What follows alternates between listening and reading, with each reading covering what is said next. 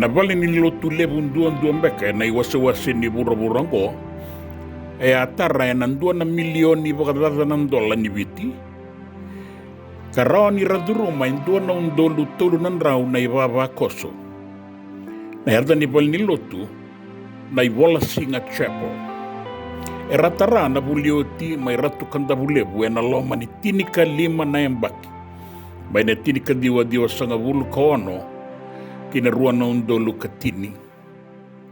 Nandelana ka andambe toka kina na valilo tungo na yadana o dungu na sau.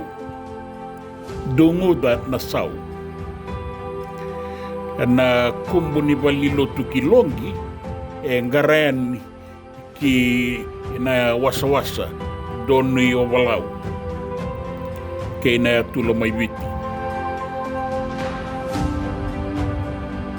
Baka samataka ni okwengo na valini lotu de renduan beka karatara na wulioti mai ratu kanda bulebu saken rai bogana numitu endai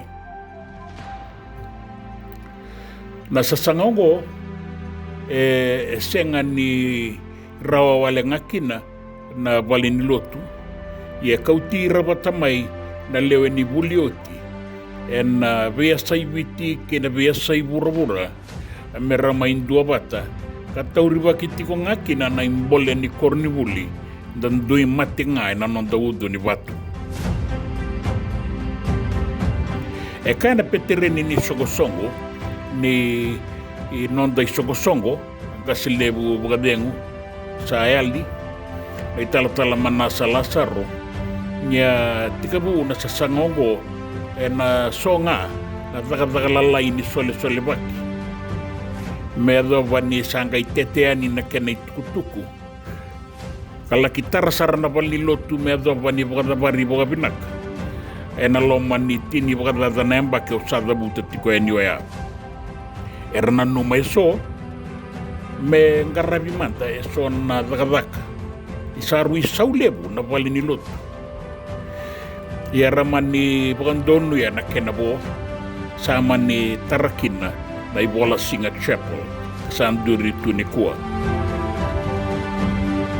Era daukina na bulioti era tu na loma ni dolo keira mai na anu viti na non da sana. Keira mai New Zealandi mai Australia mai Mereke ki Europe ke na toka lawe loma. Era duri na mata masu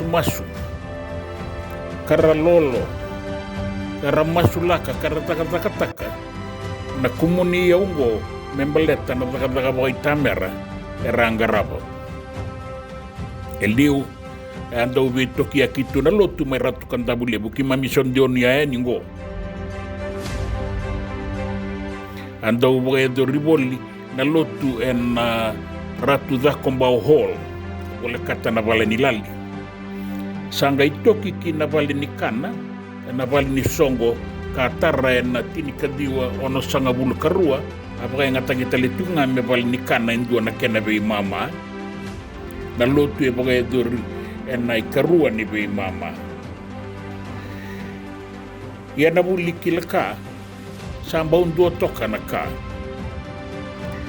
na idamba ni sorogo nanu me sangara bitunde ki na kakakua tele ni be tokiaki na sokalo e bogarita kana kena bimbi kaya butaki kina na sasangongo me bogande itaka na bimbi ni mbula bagayalo na nonda susungi na ngone na ndua na tiko ni buli be bakata ki ratu kanda bulebu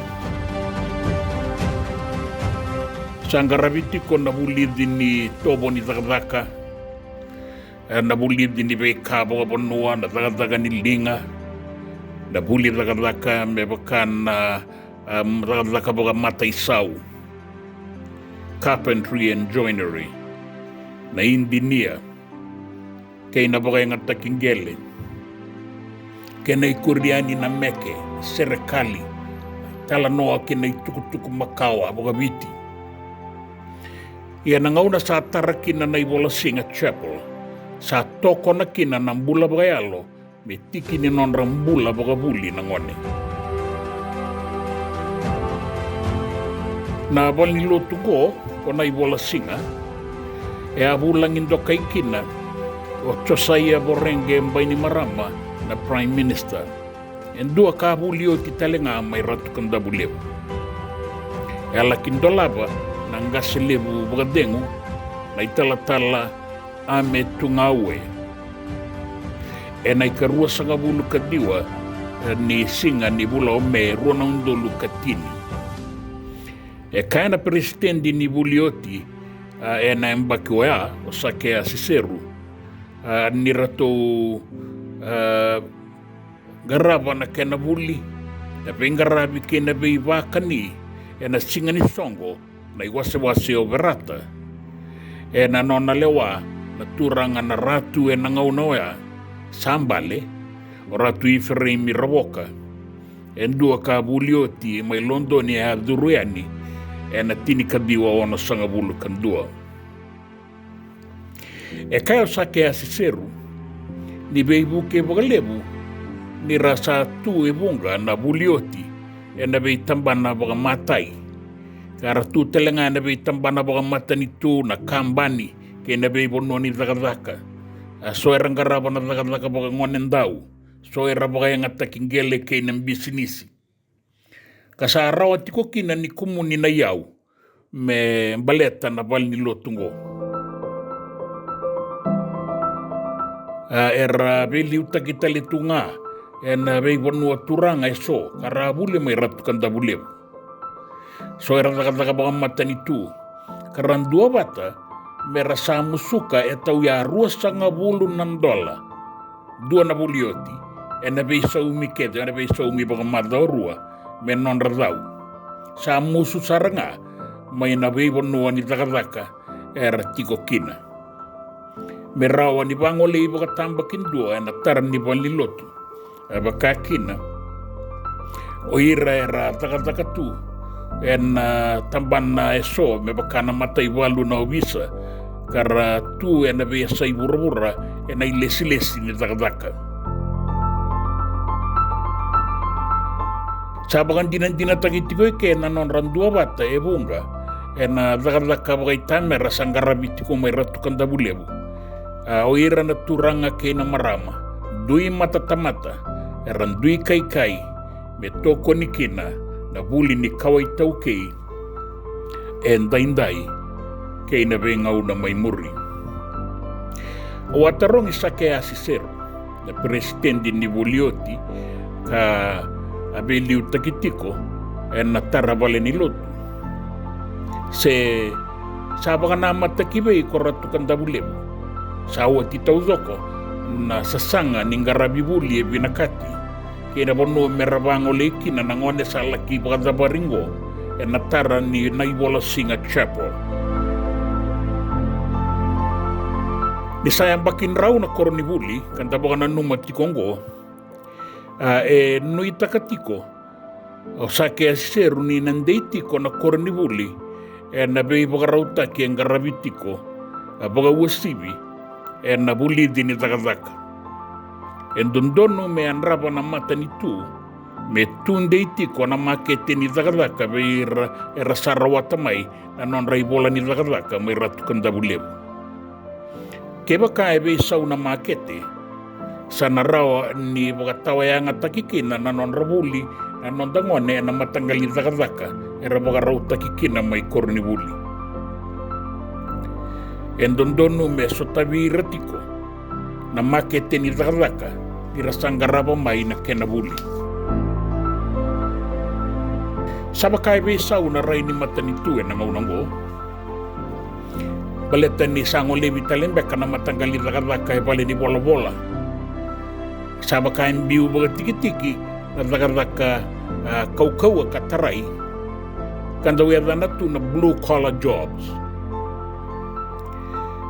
e bida namba ke sawat ya songo takina na matanitu na nona bolau ni tawanga mai na siliva.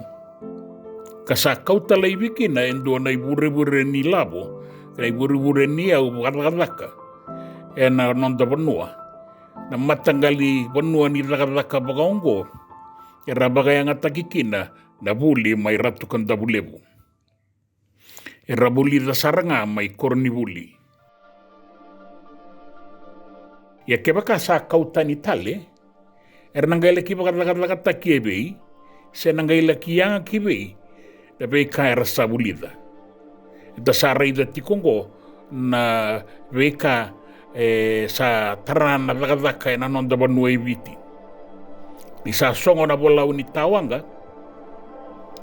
Sa sangata lengayan na ngone rembiu buli mai kina bei market ni vakavaka na taunda ko ke ibiti. Sa tiko kina ni kua. Na ngauna ngan reviti ko kina ngo na vakavaka baka mata i baka ibola. Endai sa tauri talitiko. Tamata vakavaka mai bonua tani na bei bonua bakata ki Sri Lanka. Sa tiko ngo ibiti. Mai koni tarakita kita le na matagali vakavaka karabuli danga. Na nondangone mai ratukan dabulebu ka satu veira na kena ibola kena koroi. Sanga leki vangarata le na vakavaka o ira na nondangone ki bonua tani. Enda rongodwa ni sala ilaiti ko na linga ni vakavaka na nonda bonua ibiti. Ira sangole tiko baka uyau na nondangone ki bonua tani. Sengawalanga na vakavaka ni linga tara baleta nga sinibuli sa ngole talengani kina na buni wai o ira na matai na indinia ka ambau talengaki na beira vakavaka na be tamba na ibunga sabe ito soya kiti kongo na nonda bura sengawalanga ni ado tiko ibiti kay bonua tani saya do raramba sarati ko nga na nonda bura kayo sa kia seru ya duruya ni kiratukan dabulebu na tini kadiwa ono sangabulu ka ono. Ono ya sa ndau makasarato ka kina na bingarabi may ratukan dabulebu wa bagarita ka tikowa na kay mami kakana na subu reisi o idala ya sa rato ka kina na mamaw ni kuwa kandonia ya sa kaya si seru saka na buah kapabi bagarua na be madawa au sangorongoro kuro takilinga saya wasara ya isa papi nga na bale ni kuro may ratukan dabulep na kenra manray kina matagali kaka na bagawaya tutuya ang dua sarami kima mimbaw rawata mandanga nangaw na kima mitiko kina may kya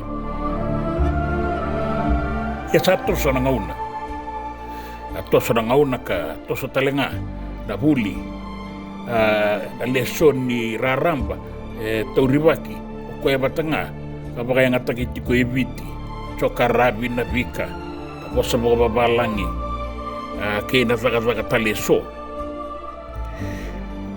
nanon na huli o ti may ratukan dabulebu natin ka diyo bito sa ngabulo kandua alaki durusaro sa kesi kinatamban na ni Bakaw Itukutuk na Telecom Fiji.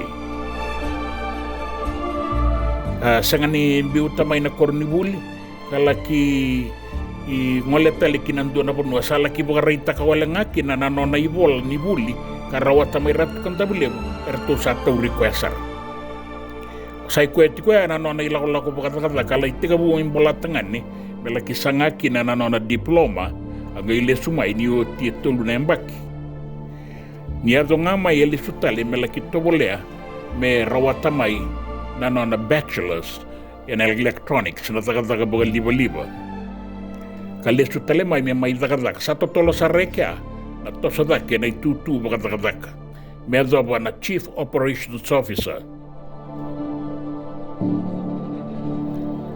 Atoka nga na Telecom Fiji o sa kesi me adoba ni sa lesi me liutaka na kamba ningo na itutu waka Chief Executive Officer.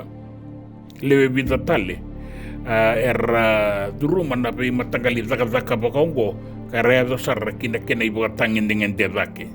Sa kaya seru adhuru talanga na be matambose so Mebakana Airports Fiji Limited, the Fijian Holdings Unit Trust, Kena Fiji Sports Council. Ongona ibuga raitaki ni be isusu may ratu kandabulew. Ka bunga sarra raturu man na be tambana bagat taleso nioti na be isusu maindelay na kaikai mebakata ki alifereti zawanim buka alipate na yoro sui. Waisean dabu ingalita na italatalang kasi bukadengo Manasa Lazaro, Joseph Andula Kiberata, Solomon Isila, Israeli Dawaki, Lazarus Sawanga, Josephan Imbola, Chochi Takape, Marika Ngaunabo, Malakai Wanga Nokonoko, Kolinio Musuka, Ana Sabodea, Filimoni Chitoko, Keina Bungatale. And the Kilaira so era the Butitungonevan, Renebo Tangin and the Ninonda Dagazaka, Keina Kenreanga, and Anonda Banua. Ochatinia, and Runondo Lutinikabitu, and Dola Kinesuba, the Londoni House, and Duana Valekau, ni Songo, Keina Mbose. Ka sa tiko bolingo na koroturang. Na balengo ambasu may kornibuli. Nangaw na saba ang alalatakikina ng bure kau makaw akimamise pa kaya ngatake nangaw no ya. Pero sa laki tawanan na bing bure bobo. Ka sa tukimay na kau kinayaya ni vale o kakina nakaba. Ka solia ni kinabay koro wala ka kilondoni. Asangay may tara na bali ni Songongo na Londoni House ng bure ruwas nga bulukadiwa ni nakilati ko iso.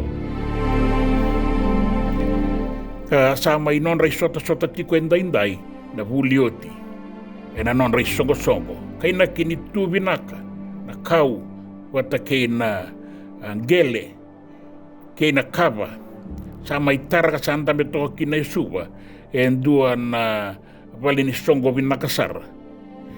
Meado tiko kina ng bose ka ni be ibo toro da kitaki baleta na kornibuli kina be kaina numi me bagay nga taki kina. O se te ideng utoko manday ke me adabara nonda ngauna katarawa.